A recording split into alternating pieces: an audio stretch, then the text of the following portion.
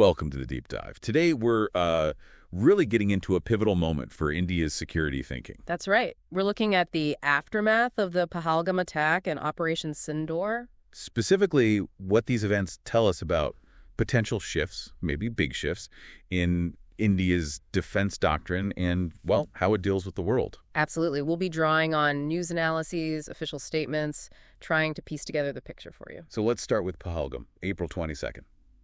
The reports were just grim. Horrific, really. 26 civilians killed, and the way it was done, targeting based on faith. Yeah. Sources described how they were checking things like circumcision, asking people to recite the Kalma, deliberately identifying non-Muslims. And it wasn't just Hindus targeted. Reports mentioned a Christian victim, too, and tragically, a Muslim man who tried to intervene. It was just pure terror aimed at dividing people. That specific nature of the attack, that religious targeting, it seems like that really struck a nerve across India, didn't it? It really did. You sense this feeling of, enough is enough.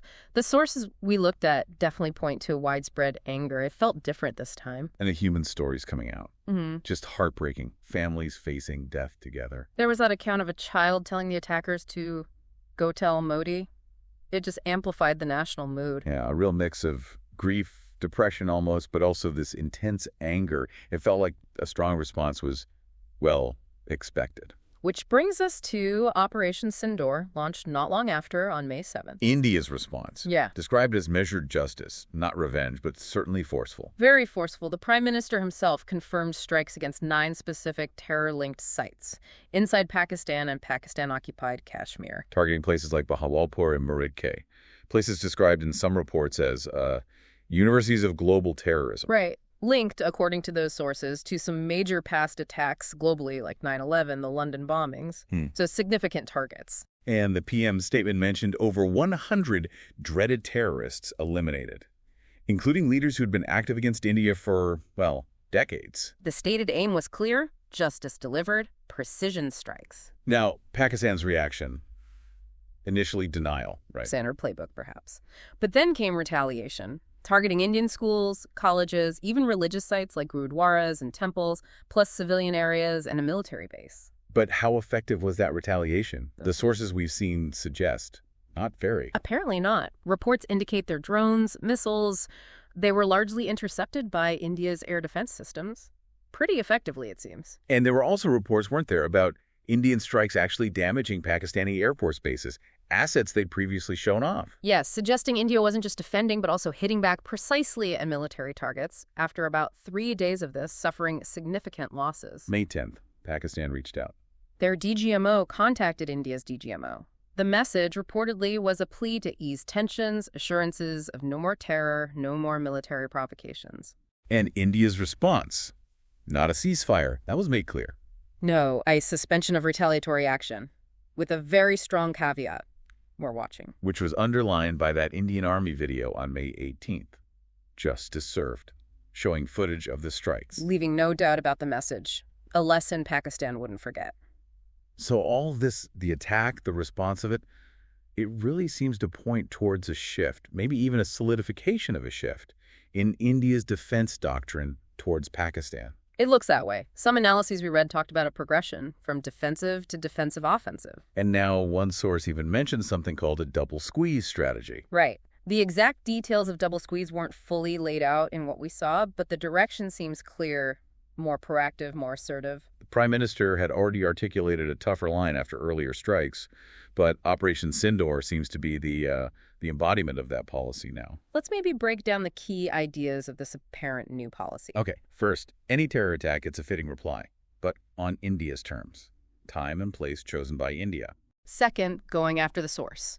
Strict action against where the terrorism originates. Third, and this is crucial, no more being deterred by nuclear blackmail. Decisive strikes on terror hideouts even under a supposed nuclear cover. That's a major statement. And fourth, no distinction between the state sponsoring terror and the masterminds actually carrying it out. PM even pointed to examples, didn't he? Like Pakistani officials allegedly attending funerals of known terrorists. Yeah. Framing it as clear state complicity. Exactly. He also stressed India's consistent battlefield wins against Pakistan, framing Operation Sindoor as proof of capability in, new age warfare, and validating India's own Made in India weapons. And the stance on future talks seems incredibly firm now. Absolutely. Terror and talks cannot go together. That was the quote. Terror and trade cannot go together. Water and blood cannot flow together. It limits future dialogue explicitly to just two things: terrorism and Pakistan-occupied Kashmir. A very hard line. Now, when you talk about this kind of assertive policy and operations like Sindoor, one name inevitably comes up: Ajit Doval, the National Security Advisor. Indeed.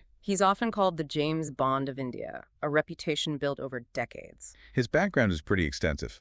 Retired IPS officer, former director of the Intelligence Bureau back in 2004-2005. Right. Born in 45, master's in economics, but known for his work in anti-insurgency in Punjab, Mizoram. Deep operational experience. He was a key negotiator during the IC-814 hijacking in '99, headed the IB's operations wing for over 10 years. Became NSA in 2014. One early, widely reported success under his tenure was ensuring the safe return of those Indian nurses from ISIS-controlled territory in Iraq. And critically, Indian officials, according to our sources, credit him as being the brainchild behind the 2016 surgical strikes. He was also involved diplomatically, wasn't he, in resolving the Doctrine standoff with China? Yes, and reappointed NSA in 2019 for another 5 years, showing his continued influence. There are also reports, again citing Indian officials, suggesting he played a direct role in talks with the U.S. Secretary of State, National Security Advisor, to get the captured Indian pilot released back in 2019. It paints a picture of someone central to both strategy and execution. One YouTube analysis we saw suggested the current government operates with extreme secrecy on these things. Meaning very few people are in the loop beforehand, potentially pointing to a very strong centralized role for the NSA in planning operations like Sindoor. Okay, let's shift to the international angle. Mm-hmm. How did the world react to Operation Sindoor? Well, initially, Pakistan certainly tried to frame the narrative using international media connections, some Pakistani journalists working for global outlets. But that narrative didn't seem to hold for long. No. Our sources indicate a shift. Major players like the New York Times, Washington Post, they started reporting differently. Based on what? Evidence, satellite imagery, other corroborating details. They began acknowledging significant damage inside Pakistan, which lent credibility to India's account of the operation. Interesting. Now, one source, a YouTube analysis again, brought up the U.S. role, mentioning a possible brokered ceasefire, though India called it a suspension. Yes, suggesting maybe the U.S., possibly under President Trump at the time, stepped in due to concerns about escalation, nuclear risks, trade impacts, that sort of thing. And that source hinted at some frustration, maybe within India, that the operation might have been stopped short. Potentially. The idea being they could have pressed the advantage further, but international pressure led to the halt. It's hard to confirm, but it's part of the discussion. But whatever the behind-the-scenes diplomacy, India's public message on nuclear deterrence was quite strong. Very strong. The Prime Minister explicitly stating India won't tolerate nuclear blackmail. That signals a potentially significant shift in how India views and publicly addresses Pakistan's nuclear posture internationally. And reinforcing that firm stance by telling the global community, future talks are only about terror and POCO. That sets clear boundaries for foreign policy engagement. One last crucial point on the international front, but it stems from the domestic situation. Which was? Unity.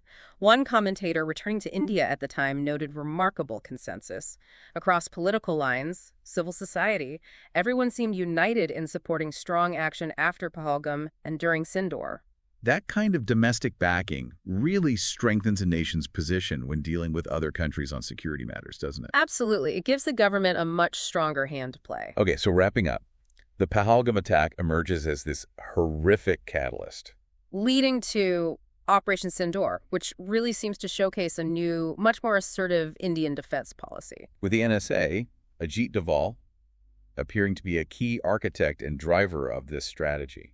And all this playing out against a complex international backdrop, influencing global perceptions and being influenced by them in return. So it leaves you, the listener, with a pretty significant thought to consider. Given these shifts, this apparent new resolve in India and the NSA's role, what does this mean long-term? Right. What are the implications for stability in the region, for the future of India-Pakistan relations, which seem, well, more fraught than ever? And how might this change how the world sees India's role in global security? Definitely some crucial questions to keep exploring.